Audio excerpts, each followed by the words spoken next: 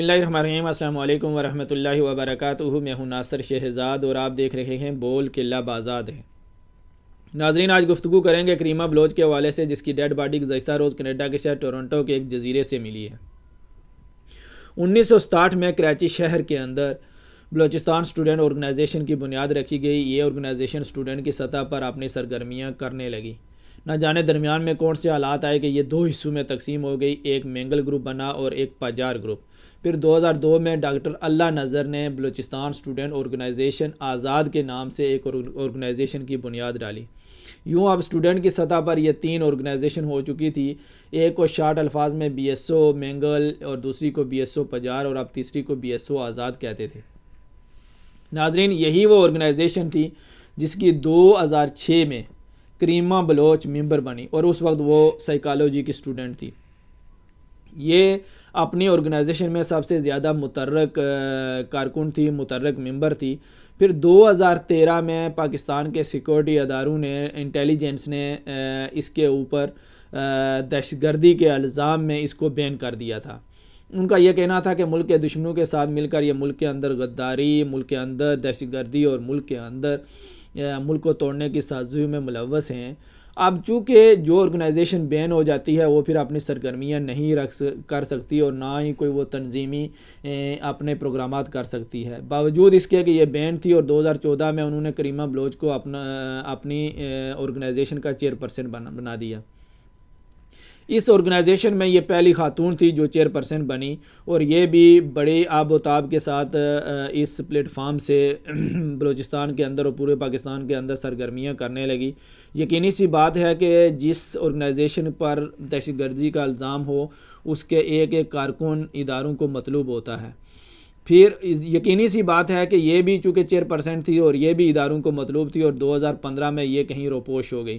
ان کے اپنے کہنے کے مطابق کہ چونکہ اس کو پاکستان کے اداروں سے ڈر تھا، خوف تھا، خطرہ تھا، اس وجہ سے وہ روپوش ہو گئی۔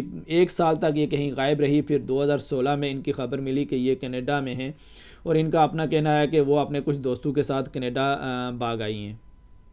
اب کیسے کینیڈا پہنچی اس کا نہیں پتہ، لیکن وہیں پر انہوں نے 2016 میں اپنے ایک ہم خیال اپنے ہی آرگنائزیشن کے ممبر سے شادی بھی کر لی۔ اور ناظرین، یہ 2016 ہی کی بات ہے کہ بی بی سی ہر سال کچھ انسپائریشن خواتین کی لسٹ جاری کرتی ہے اور 2016 میں اس نے جو انسپائریشن خواتین کی لسٹ جاری کی تھی اس میں پہلی 100 جو خواتین تھی اس میں کریمہ بلوچ کا بھی نام تھا۔ یہاں پر اب جب کہ اس کا مرڈر ہو چکا ہے اور کہیں سے اس کی ڈیڈ باڈی ملی ہے تو ہم حیران اس بات پر ہیں کہ اب جب کہ دنیا کے دیگر ممالک بھی اور میں اور آپ بھی جس وقت یہ بات دیکھتے ہیں اور سنتے ہیں کہ کینیڈا جیسے ایسے محفوظ علاقے کے اندر، ایسے محفوظ ملک کے اندر جہاں پر ہر جگہ کیمرے اور سیکورٹی کے بڑے سخت معاملات ہوتے ہیں، بڑے سخت انتظامات ہوتے ہیں، وہاں ایک فرد 2-3 دن تک غائب رہتا ہے، 2-3 دن تک اس کا کوئی پتہ ہی نہیں چلتا۔ اور اب جب کہ کافی حد تک سردی ہے اور وہ جزیرے پر جانا یا کہیں گھومنا پھرنا، چونکہ کووڈ کی وجہ سے گھومنے پھرنے پر بھی پابندی ہے، ایسے کیسے ممکن ہے کہ ایک فرد غائب ہوتا ہے اور پھر اس کی ڈیڈ باڈی ملتی ہے؟ ایک کینیڈا جیسے جو ترقی یافتہ ملک ہے اس کے اندر یہ کیسے ممکن ہے؟ لیکن وہاں پر ہم یہ حیران ہیں کہ پاکستان پر الزام لگایا جا رہا ہے، انڈیا کی طرف سے پاکستان پر الزام لگایا جا رہا ہے کہ یہ پاکستان کے اداروں نے کیا ہے۔ اور خود اس والے سے انڈیا کے ایک ٹی وی نے بیان دیا تھا کہ جو کینیڈین پولیس ہے اس کا کہنا ہے کہ ہم اس والے سے پاکستان سے بھی رابطہ کریں گے، ان سے بھی چھان بین کریں گے، کہیں ان کا اس میں ہاتھ تو نہیں ہے۔ ناظرین، یہاں پر یہ سوچنے والی بات ہے کہ کہیں ایسا تو نہیں ہوتا کہ جس وقت ہم کسی فرد کو اپنے مقصد کے لیے استعمال کرتے ہیں یا ایک چیز جو ہمارے استعمال کے لیے ہوتی ہے، جس وقت اس کی ایکسپائری ڈیٹ ہو جاتی ہے، جس وقت اس کی ویلیو ختم ہو جاتی ہے، جب وہ ہمارے کام کا نہیں رہتا یا جس وقت ہمارا ایجنڈا پورا ہو جاتا ہے تو پھر ہم خود ہی اس کو رستے سے ہٹا دیتے ہیں اور پھر رستے سے ہٹا کر دوسروں کے اوپر الزام لگانا شروع کر دیتے ہیں۔ اور نہ تو یہ چاہیے تھا کہ انڈیا کا یہ سوال کینیڈا پر ہوتا کہ آپ کا ادارہ، آپ کا ملک اتنا مضبوط ہے، آپ کے ملک کے اندر اتنے سیکورٹی کے انتظامات ہیں، تو یہ کیسے ممکن ہو گیا کہ ایک فرد غائب ہوتا ہے اور پھر اس کی ایک ڈیڈ باڈی آپ کو ملتی ہے؟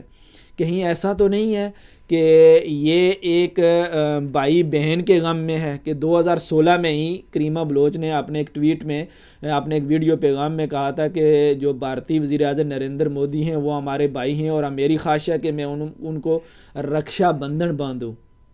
ناظرین، ہمارا اس پر اعتراض نہیں ہے کہ وہ رکشا بندھن نریندر مودی کو باندھیں یا نورجوت سنگھ کو باندھیں یا واجپئی کو باندھیں اور جس کو بھی ان کا دل کرتا ہے باندھیں، لیکن ایسا کیوں اگر فرض کرتے ہیں کہ ان کے ماٹو کے مطابق جس طرح کریمہ بلوچ کے بارے میں کہا جاتا ہے یا جس طرح وہ کر رہی تھی کہ وہ بلوچستان میں جو مسنگ پرسن ہیں اور جو خواتین کے حقوق ہیں ان کے حوالے سے وہ بات کرتی ہیں اور وہ اداروں کی مضبوطی کی بات کرتی ہیں، وہ بلوچستان کے حوالے سے اس کے حقوق کی بات کرتی ہیں.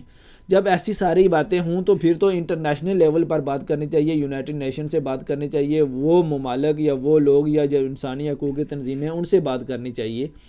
ایسا کیا ہے کہ ان کی زندگی میں بھی، کریمہ بلوچ کی زندگی میں بھی بھارتی ٹی وی ہی ان کو پروموٹ کرتا رہا ہے، بھارتی ٹی وی چینل پر ہی ان کے بیانات آتے رہے، ساری ان کی خبریں ہی بھارتی ٹی وی پر چلتی رہیں اور مرنے کے بعد بھی زیادہ تشویش بھارت ہی کو ہے. اس میں آخر کیا وجہ ہو سکتی ہے کہ صرف بھارت کو اتنی زیادہ تکلیف ہو رہی ہے؟ کہیں ایسا تو نہیں ہے کہ بھارت خود اس کے ادارے یا اس کے کچھ لوگ اس میں ملوث ہوں اور وہ پاکستان کو پھنسانا چاہتے ہوں؟ آئندہ پھر کسی نئی ویڈیو کے ساتھ آپ کی خدمت میں حاضر ہوں گے. اجازت دیجیے، بہت شکریہ، اللہ حافظ.